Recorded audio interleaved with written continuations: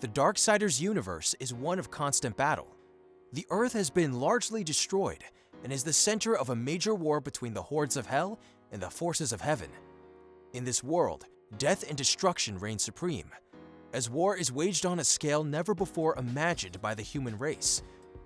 On November 27th, the next installment of this epic hack-and-slash adventure series will be released, featuring a brand new protagonist named Fury. She's the third horseman of the apocalypse, and an ultra-deadly blade mage.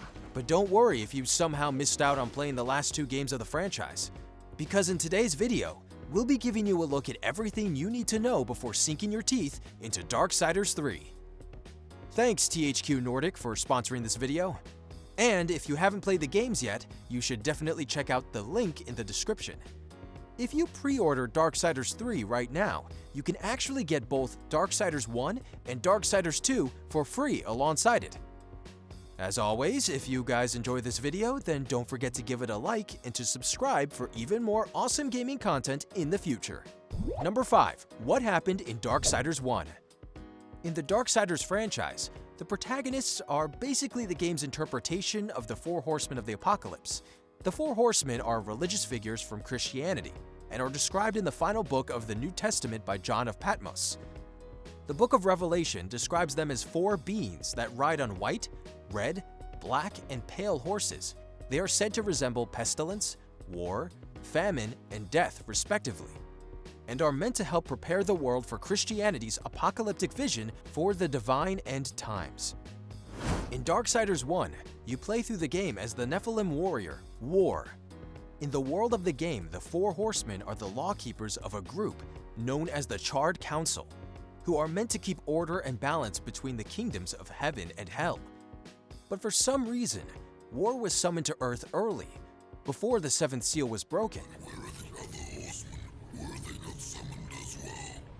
The seven seals are hidden, as they have been since the pact was forged eons ago. All of them intact. There was no call. And has managed to bring about the apocalypse. He is defeated by a demon named Straga and sent back to the council. They bind him to a being known as the Watcher and send him back to Earth 100 years later, with the intent of finding out who summoned him early and brought about the end of the world. In this time, the Horde of Hell has managed to rise up, led by a creature known as the Destroyer, and destroyed the kingdom of man and annihilated the armies of heaven. A light resistance force has been formed by what remains of heaven's armies, led by the angel Uriel. But they have been stranded on Earth. The first half of the story revolves around War hunting for the truth about who summoned him early, and it turned out that Azrael, the angel of death, and Abaddon, the leader of heaven's armies, conspired together to bring about the apocalypse early in fear of losing the war. They will arrive to find the seals intact, and it will be our word, heaven's word, against that of the Prince of Lies. Now do you see? But with Abaddon dying as a result, the plan was ruined. The Watcher decided that the only way for War's mission to be complete was for balance to be restored, and the only way to do that would be to slay the leader of Hell's armies, the Destroyer. War then learns that, after dying, Abaddon was sent to Hell and given the chance to rule or to return to heaven and become a servant. He chose the former and now guards the unbroken seventh seal as the Destroyer. It also turns out that the Charred Council had betrayed War, allowing him to be summoned early, as they knew he would hunt down and kill the conspirators to clear his name. By the end of the game, War slays the Destroyer with a legendary sword known as the Armageddon Blade. Before he can break the seventh seal and regain his true powers, he is subdued by the Watcher, who knows he will turn on the Council for their betrayal. You had to know it was a one-way ticket. Council. They knew you'd never play Executioner because of your precious honor. In all the chaos, Uriel intervenes, takes the Armageddon Blade, and stabs War in the back. But to fulfill an oath made in an earlier duel, she destroys the seal and restores War to his might anyway, and also summons the remaining horsemen, Death, Strife, and Fury, Uriel proclaims that she is grateful to War, and that any damage he caused to the angels has been repaid by his actions. But her duty will require her to fight him once more. The Watcher also warns him that the armies of heaven, hell, and the Council itself will hunt him down. Number 4. What happened in Darksiders 2? In this game, we play as a new member of the Horsemen. We discover that Death keeps the souls of his fallen Nephilim brothers trapped in an amulet, which he has since preserved against orders from the Council. We learn that Death believes War is innocent, and so he sets out on a mission to erase the crime of his brother, and in doing so, resurrect humanity. He seeks the Keeper of Secrets for proof of his innocence in the Icy Vale, and is told to travel to the Tree of Life to resurrect humanity. You will find it here. The Tree of Life. But the Keeper of Secrets wasn't going to let Death go so easily. When Death slaughtered the rest of the Nephilim race, he had requested the aid of the Keeper then too, and as such, he was cursed with the Amulet of Nephilim Souls. Ever since, he has been tormented by the voices of hate and anguish from within, and wished to put an end to it. Death and the Keeper of Secrets battled, and the Keeper was mortally wounded.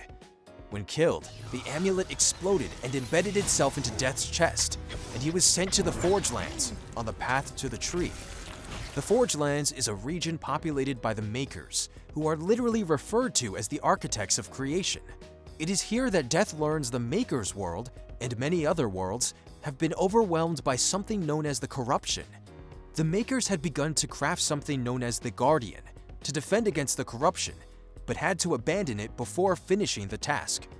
Death reactivates this Guardian, but it too is tainted and goes on a rampage. Death defeats the Guardian and rebuilds it alongside a Maker named Karn, without the corruption.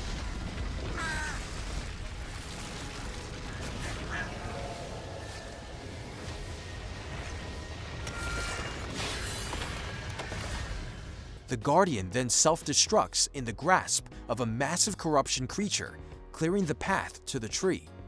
Death is then fought by Absalom, a Nephilim whose hatred was so great that he was in fact resurrected as the source of all the corruption across the realms. I am corruption. Before he could make it to the tree, Absalom dragged Death into a shadowy space and taunted him about his quest on the journey to resurrect the human race, and said that he blamed Death for his now corrupted form. From here, Death is transported to the land of the dead and finds out that he now must travel to the Well of Souls to resurrect humanity, as the Tree of Life has become devoured by corruption, and the well holds all of humanity's souls. To access it, he would need 2 keys, one kept by the angels and the other with the demons. He first travels to an outpost of heaven called Lost Light to get the angel's key. The area is under siege by the corruption, which has taken control of the Archon, who controls the outpost. Death defeats the angel and requires the key, before going to the demon equivalent of Lost Light, Shadow's Edge. Welcome to Shadow's Edge, Horseman. He goes here in the hopes of finding the demon lord Samael, but instead finds a female demon queen called Lilith, who supposedly created the Nephilim race. She learns that Samael is gone, and he has to travel through a time portal to find him. But before he leaves, Lilith urges Death to resurrect the Nephilim race through the Well of Souls. I only ask that when you reach the Well of Souls, you will answer your heart and resurrect the Nephilim. After a short test battle with Samael, Death is given the demon key, and so he returns to the Tree of Life to access the Well of Souls at its core. Absalom is, of course, waiting for Death here. After a brutal battle, Death manages to defeat his corrupted kin, just as he did eons before.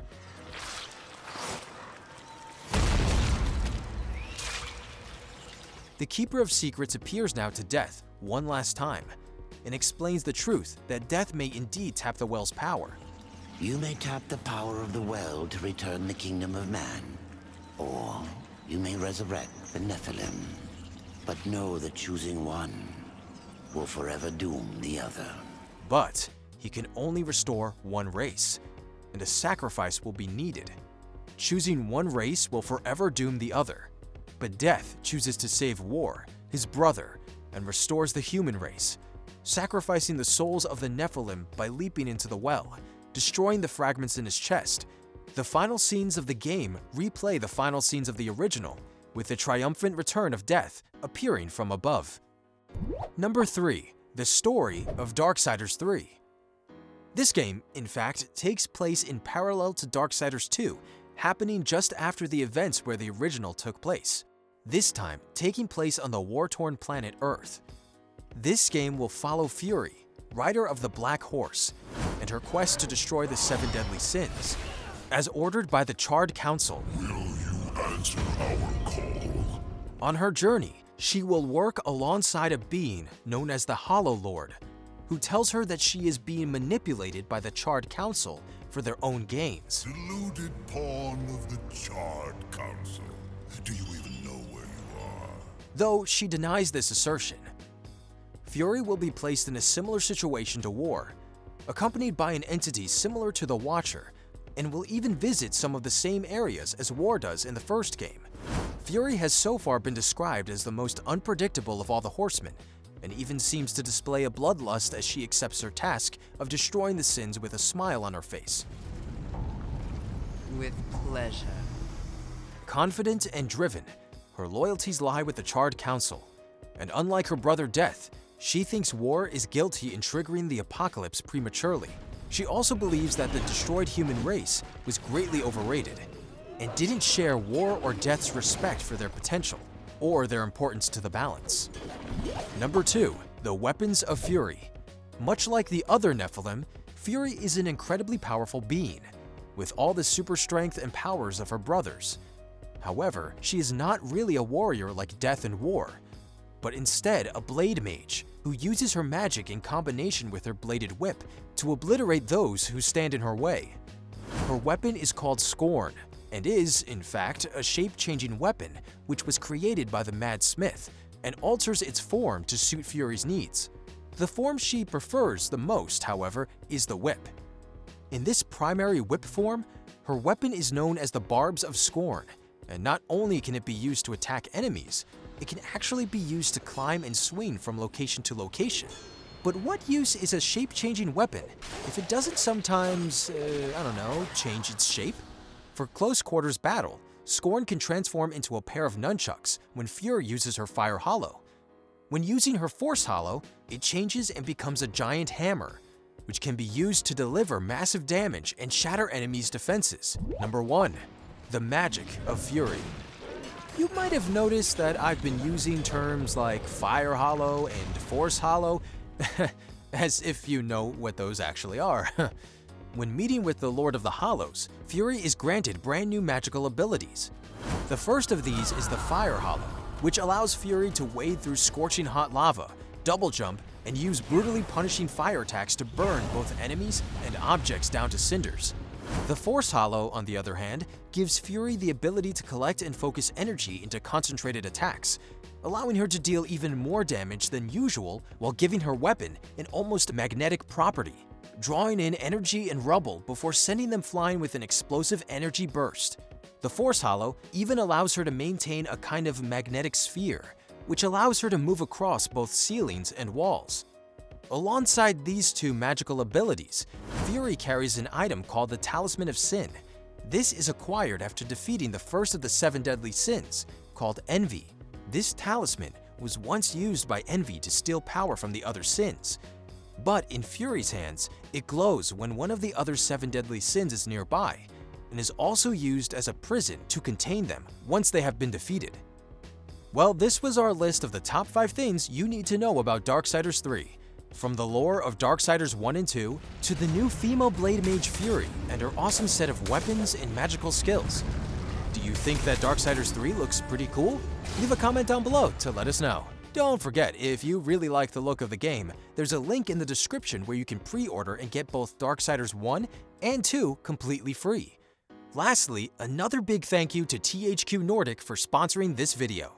If you enjoyed this, don't forget to leave a like and subscribe to ArcadeCloud for even more awesome gaming content. Peace.